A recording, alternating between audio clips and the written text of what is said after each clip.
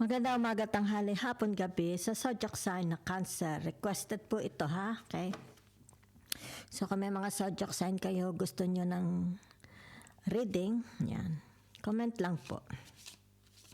Let's see the energy surrounding you.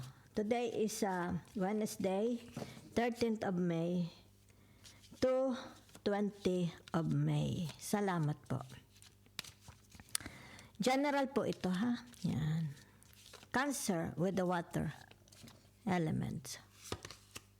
The answer will find you. Okay? Yan. Relax ka lang, Cancer. Darating din ang sagot sa iyo. Okay? No definitive answer can be given at this time. Okay? Wala pa raw. So, hintayin mo, ha? Huwag mo munang pilitin. Yes, but it will take a while to be known on or to manifest.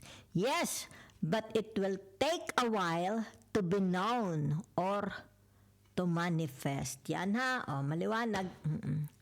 Banjing-banjing ka lang muna. Sandali. Lagay nga natin din. Cancer with the water elements. Okay? Lola Baby, nagpapakilala.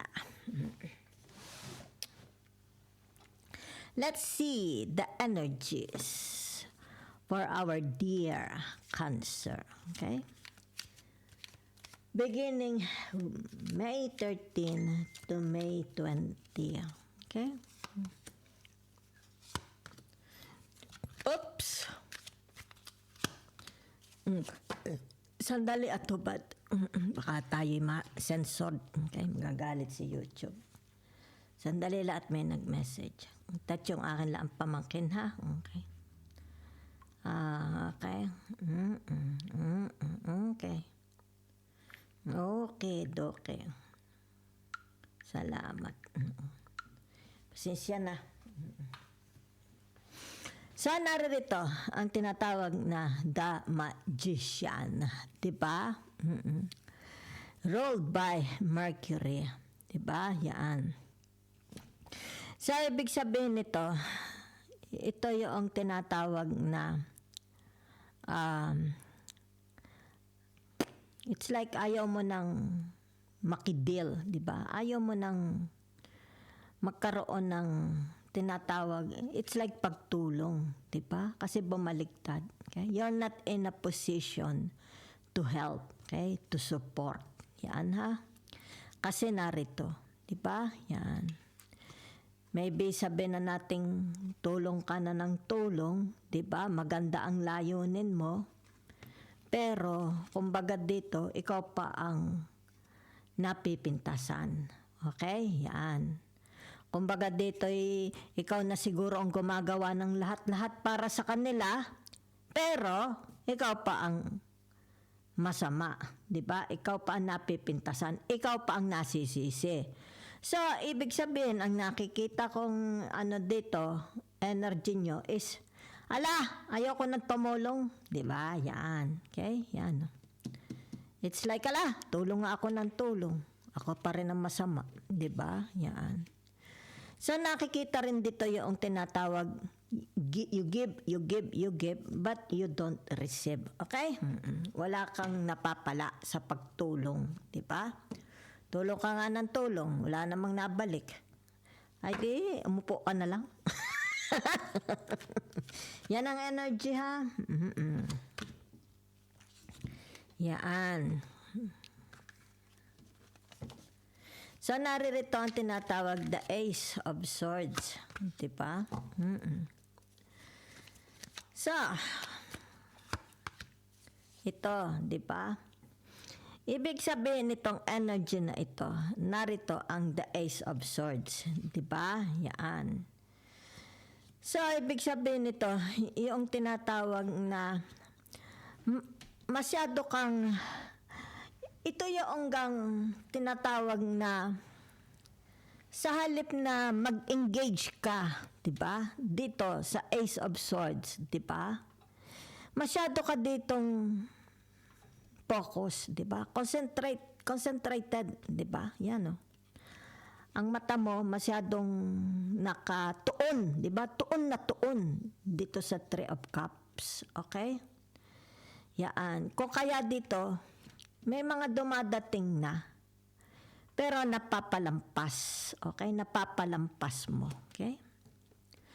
So nakikita dito ang tinatawag na the Queen of Cups, yan ha, okay? Pag sinabi mong the Queen of Cups, it's like you are keeping secret from others, di ba? You are tinatawag na gusto mong lahat is it's like the family that stays together intact, di ba? Intact ang emosyon mo, okay? Yan.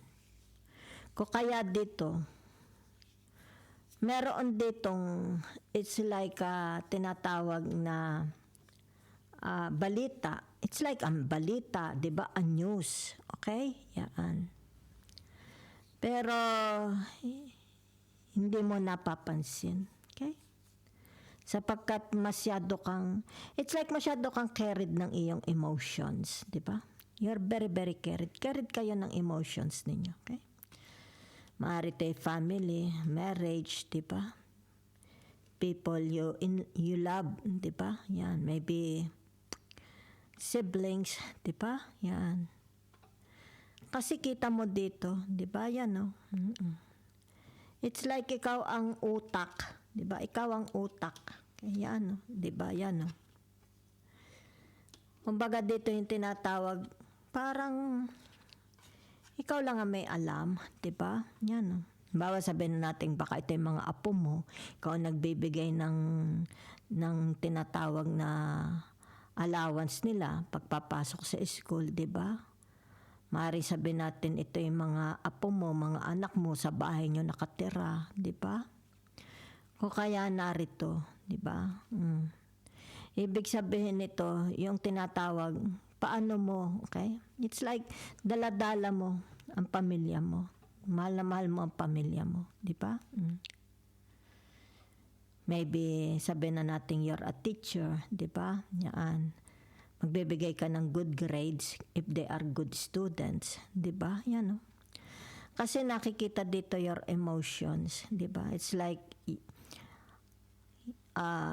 for others, okay? Yan. Kung kaya dito, hindi mo na, meron kang mga nakakaligtaan na sa buhay mo, di ba?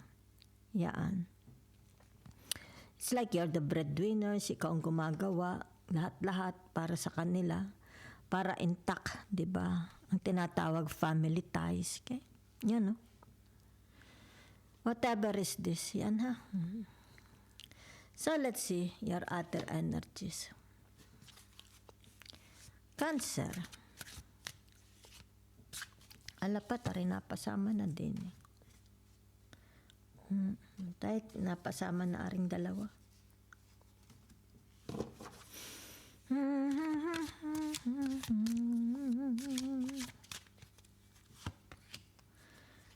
Okay. The Knight of Swords, the Ace of Pentacles, the Seven of Swords, di ba? And the Four of Pentacles. Yan ha. Saan tayo dadalhin ito? Okay. There is a trouble, di ba? Yan, no? Ibig sabihin nito, yan ha. The Seven of Swords, okay?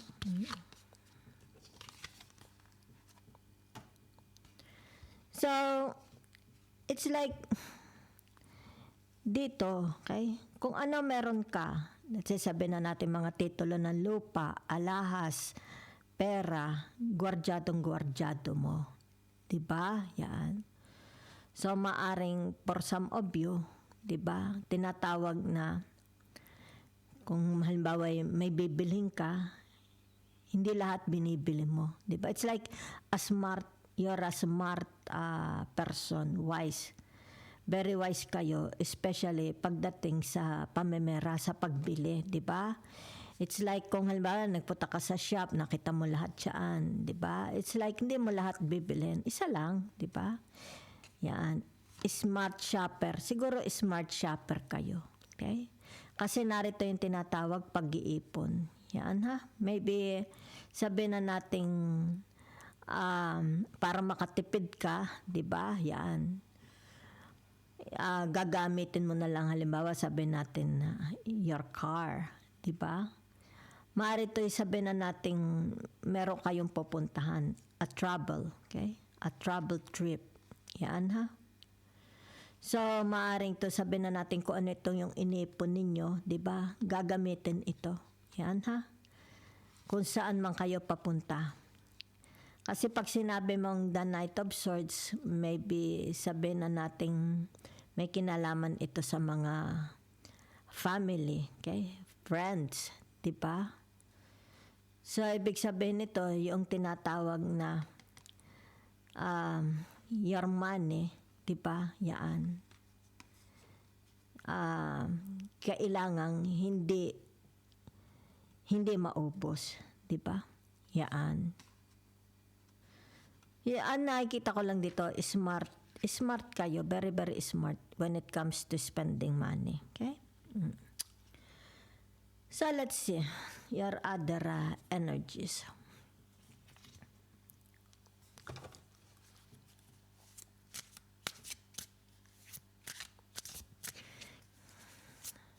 Kita nyo dito, oh. Yan, kita ninyo. It's like, ano itong nangunguna. Okay? Priorities, binibigyan nyo ng priority sa buhay nyo. Maaari ito tinatawag pag-iipon ng pera. Diba? Yan, oh. Tinatawag na, yan, oh. Kita ninyo, ha? So, maaari din sabihin na natin dito na nakasipar yung bibig mo. Diba? Kung ano itong halimbawa sabihin natin mga mahalagang information, a secret, 'di ba? Yan. So meron din dito ang tinatawag travel, okay? But it is a short trip travel. Yan ha. Okay. Your nakikita dito, mahusay kayo magsalita, 'di ba? Mahusay kayo, it's like by tinatawag na para kayong sales talk yan. Magaling kayo mag-sales talk. Di ba? Yan. So, nakikita lang dito yung tinatawag na there are times, di ba? You don't want to talk. There are times you don't want to mingle. There are times tinatawag na maybe laziness, di ba? Yan. So, meron ditong the Ten of Cups. Yan. Deep thinker kayo. Okay? Malalim kayo mag-isip. Palagi kayo nag-iisip. It's like sabihin na natin, siguro palagi kang absent-minded kasi palagi kang isip-isip. Di ba? So, narito ang tinatawag the Nine of Cups. Di ba? So, ibig sabihin nito, yung tinatawag na there is the outcome of your... nakikita ko nag-iipon kayo. It's the best thing. Ito yung tinatawag the best thing you can do. Okay? Para ma-secure ang tinatawag happiness. Okay? Your future. Okay? Solid foundation. Kasi narito ang tinatawag na the judgment. Okay? So, narito ang the Ten of Cups. Yan, ha? It's like there is a tinatawag na family gatherings. Okay? Yan. Nagpaplano. Pagpaplano. Yan, ha? Narito ka. Diba? Yan. So, whatever is this, ibig sabihin nito, yung tinatawag na management, money management, okay? It's about money management. Mahusay kayo, okay? Pagdating sa money management, di ba? It's like dito, maybe ikaw ang tinatawag accountant or ano yung isa pa, di ba? Accountant, tagahawak ng pera, di ba? Ikaw ang naghahawak. Oo, yan ha. Dahil dito nakikita. Okay? Ikaw siguro ang nag-ingat yaman. naghahawak ng mga pamimera, 'di ba? Properties ng buong family. It's like sa iyo nakasalalay, sa iyo nakadepende. Okay, ang kaligayahan nila sa iyo nakadepende, okay? Kung kaya dito nakikita, maybe ikaw yung tinatawag na, something like that, di ba? Yan. Nag-iingat, okay, ng properties. Kung kaya dito, nakikita dito yung tinatawag, smart. Smart, smart sa pagbili, di ba? It's like, sabi na nating, hindi, halimbawa, pag nakita mo ito lahat sa shops, bibilhin mo kasi attracted ka. No, di ba? So, ibig sabihin nito, kung hindi naman, kasi naririto, di ba? It's more about saving money, ang nakikita ko sa inyo, okay? So, but there is a trouble, okay? Maybe family, yan. Family trouble, yan. Okay?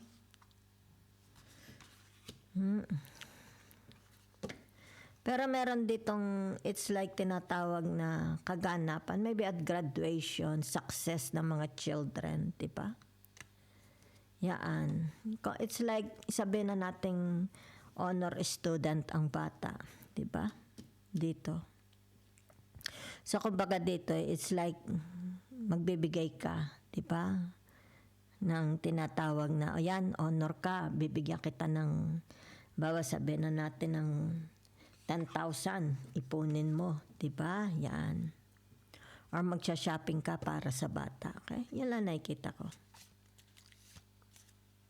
So, nakikita dito na tinatawag na you have a happy family. Okay? May travel, ha? Okay. Short travel. Maring by land, by air. Okay? Depende. Pwede rin naman sa Pilipinas o karatig bansa, di ba? Ay malalapit. So, let's see the advice and message from the universe, okay? Sandali lang at nag-reverse ang tinatawag na yan, ha? Okay. Ano ito? 10, 14. Okay? Yan. So, ibig sabihin the temperance. Yan, ha? So, maybe ito yung tinatawag na kasi ito yung energy. Okay, yan. Okay. Kung ano man itong hinihinday niyong kasagutan, wala pa. Okay? Wala pang sagot. Yan, ha? Okay. So, maaring sabihin na nating ito, di ba? Yes, but it will take a while to be known or to manifest. Okay? Yan. Wala pa, ha? It doesn't mean na hindi swerte, may kamalasan. No. Yan. So, maaaring ito yung tinatawag, kaya dito, di ba? Yan. It's like, sa ngayon, wala ka munang magagawa, di ba? Kasi naghihintay ka pa ng sagot. Yan, ha? Okay. So, what else? Tingnan natin. Cancer. Sandali lang, ha? Okay. Narinig ang the devil, okay? Yan, ha? So, ibig sabihin ito yung tinatawag na maaring pagkaiyamot, di ba? Yan. Sa paghihintay. Yan, ha? Tendency, okay? Ibig sabihin nito yung tinatawag na may iyamot. It's like your patience will be tested, okay? Yan. Your patience will be tested. Maaring dito, may iyamot ka. Di ba? Yan. Kasi there is no action. Okay? Wala pa. Okay? So, let's see. Okay? So, lumabas dito ang tinatawag na the high priestess. Yan, ha? The high priestess means the moon. Okay? Yan. So, ibig sabihin nito, since narito, di ba? Yan. Okay? Wala pa. Wala pang sagot, ha? Okay? Yan. So, ibig sabihin nito, tinatawag, wag mong pakapagurin, di ba? Yan, wag mo munang pakapagurin ang isip mo, okay? Yan. Huwag mong pangunahan, di ba? Kasi nakikita dito tendency na mayamot ka, di ba? Humina yung pasensya mo, di ba? So, ibig sabihin nito, yung tinatawag na, okay, yan no, since narito ito, di ba? So, ibig sabihin nito, nagmamanifest pa lang. Okay, nagmamanifest. Wala pa eh, okay? It's like parang tinatawag na give it the time, di ba? Mapag-aralan, madesisyonan. Kaya nga dito narito ang tinatawag, di ba? Ito ang judgment, di ba? The judgment. Yan ha? Okay. Magkakaroon din ito ng kasagutan, di ba? Yan. Basta dito yung tinatawag na wag mo lang entertainahin ito, okay? The devil. Maghintay. At dito kaya ito the moon, di ba? It's like tinatawag ditong give it a time. Yan na, yan na. Kaya dito, di ba? Just give it a time. The answer, darating din ito, di ba?